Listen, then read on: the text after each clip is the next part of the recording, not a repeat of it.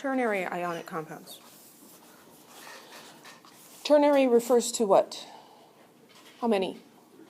3. So ternary ionic compounds have 3 elements in them, but they still have 2 ions. There's still 2 ions. It's just that one of them is a polyatomic ion, and the other is most likely not. The names and formulas are going to follow the same patterns that we just learned for naming binary ionic compounds. So let's name these guys.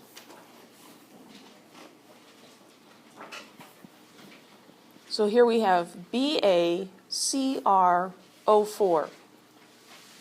It's only 2 ions. Sometimes students will say, oh, it's barium, chromium tetroxide. Very creative. We don't value creativity in nomenclature.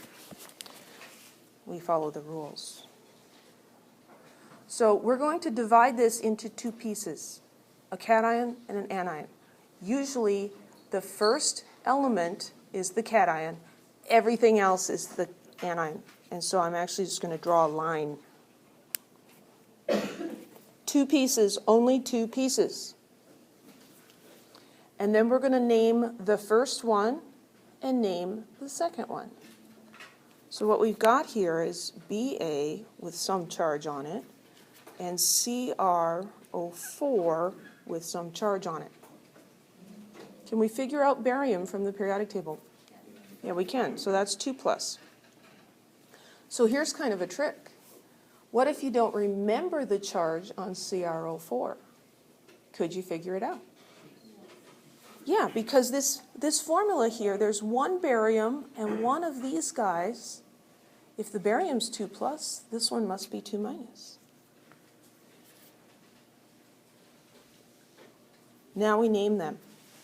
What's the name of this ion? So the first one's barium, and it doesn't need a Roman numeral because it's group 1, and then this guy is what?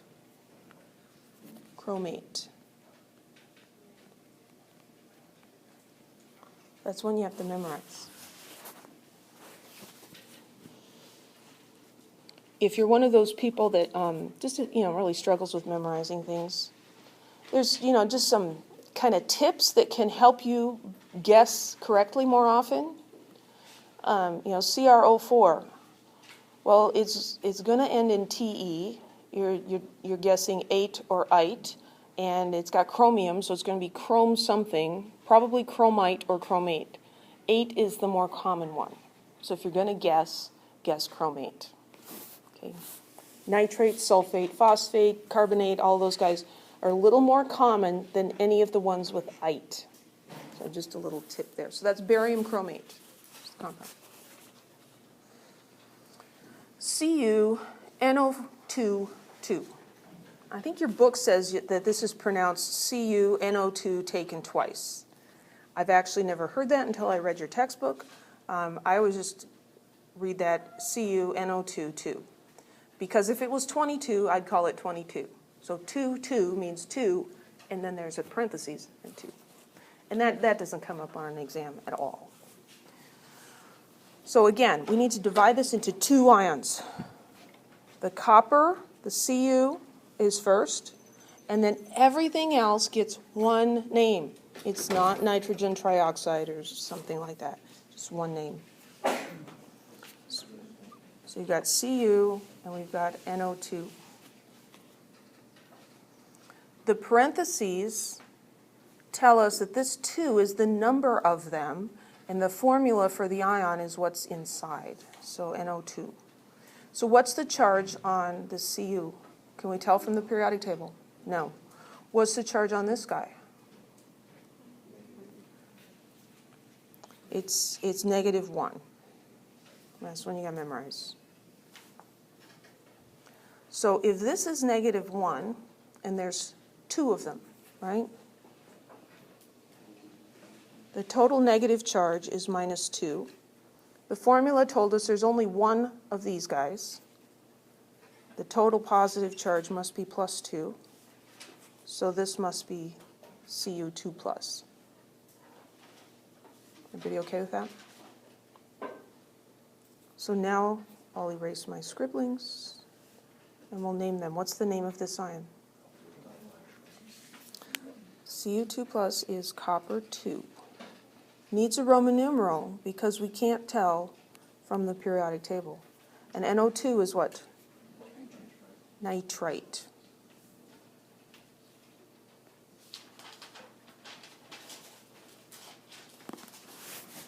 Nitrite versus nitrate is not just a misspelling. That's a completely different compound.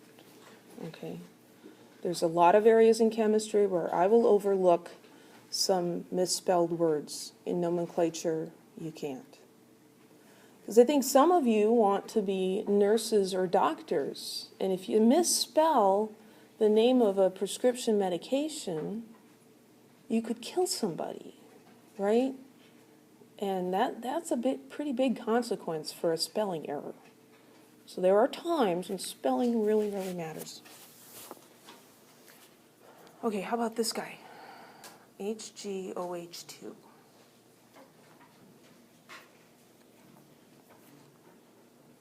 We're splitting into two ions.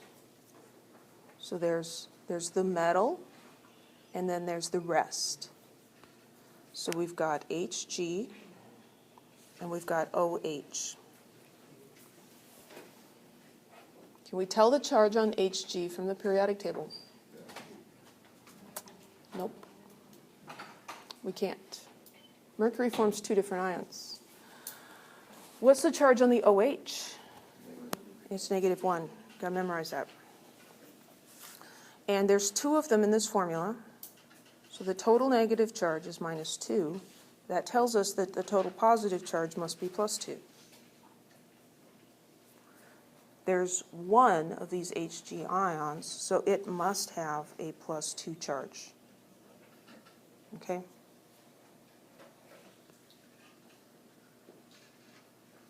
As one of my kids said, it's not rocket surgery, but it can be confusing. Okay?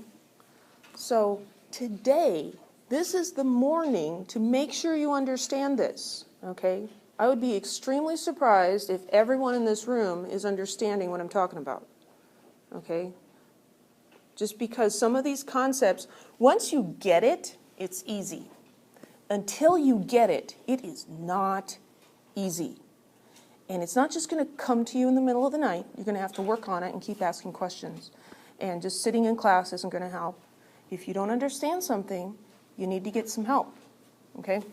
So anyway, there's the charge on that. So what do we call this ion? Mercury 2. And the name of the OH is hydroxide. Mercury 2, oops, I ran out of space, hydroxide. Okay? Now this one could be a little confusing. This has 4 elements in it. There's Na and H and P and O. Where do we draw the line? After the first element. The first element is a metal. One of the things that you have to do in the activity session worksheets is you have to classify compounds. Because right now we're going through them in distinct groups, but in real life they're all jumbled together. And so when we identify a compound, you look at the first element first. The first element is sodium. Sodium is a metal. This is an ionic compound. And so sodium is an ion all by itself, and the rest of it all goes together. So we've got sodium, and we've got the rest of it. Write those out. Even if it looks weird. What's the charge on sodium ion? +1. What the heck is that guy? He's not on the table, is he?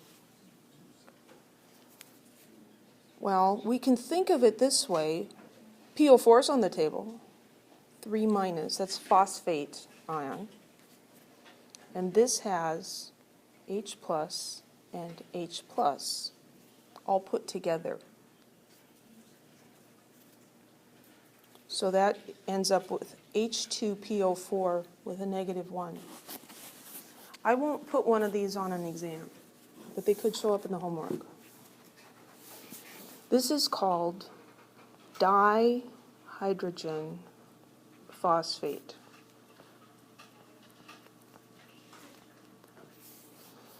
It's phosphate. That's one you have to know. That's phosphate. It's got 2 hydrogens on it, so we call it dihydrogen, 2-hydrogen phosphate. And so when we put these names together, we get the name for the compound being sodium dihydrogen, bless you, phosphate.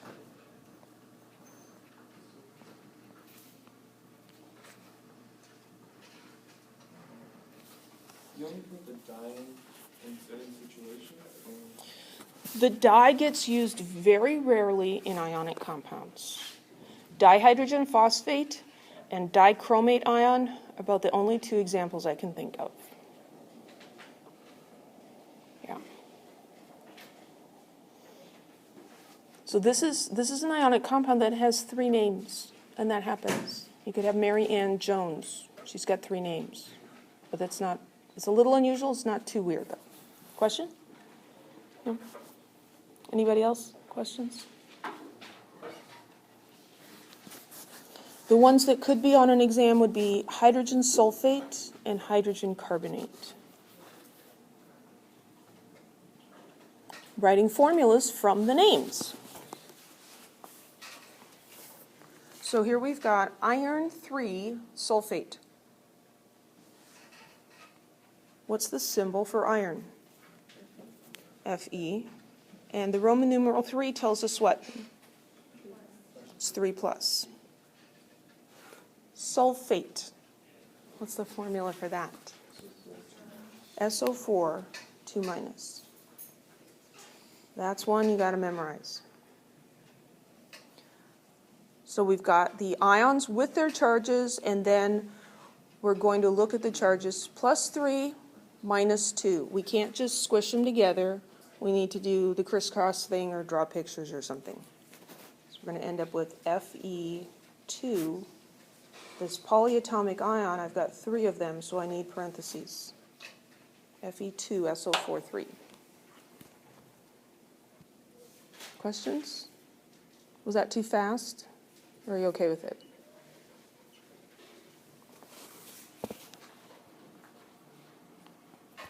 Because the crisscross thing says the 3 becomes the subscript for the sulfate, and the 2 becomes the subscript for the iron. And that's how I got Fe2SO4 3.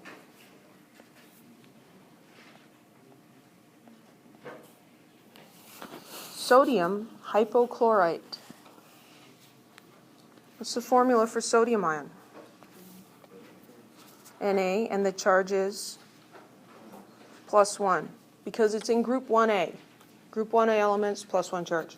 Hypochlorite.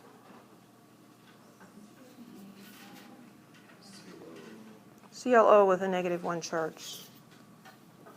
So if you've memorized chlorate, it's ClO3 -1. Chlorite is 1 less, and hypochlorite is 2 less oxygens. Charge is the same.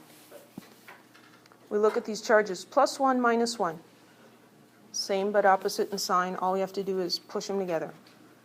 Hey guys, sit next to each other here. NaClO. Sometimes formulas might look weird to you. It's actually normal. Just because it looks weird to you doesn't mean it's wrong. Manganese 2, hydrogen carbonate. Okay, this is one of those guys I've mentioned where we've got 3 words. The hydrogen carbonate is the second ion, and the manganese is the first ion.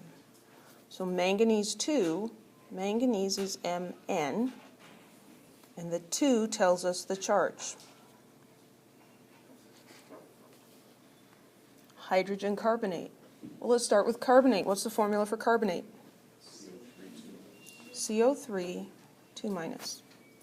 And hydrogen is in group 1, it's +1. When I stick those together, I get the hydrogen carbonate ion. HCO3 minus. +2 charge, -1 charge. Not the same. Crisscross. Mn HCO3 2.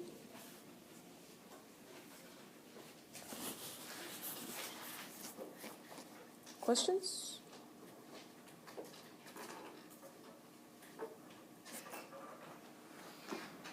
Silver nitrate. What's the element symbol for silver? Ag. What's the charge on a silver ion? +1. Nitrate. NO3 -1. We look at the charges. +1, -1.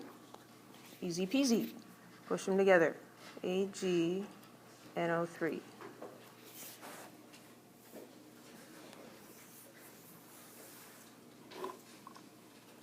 Really important to be able to write names and formulas for ionic compounds.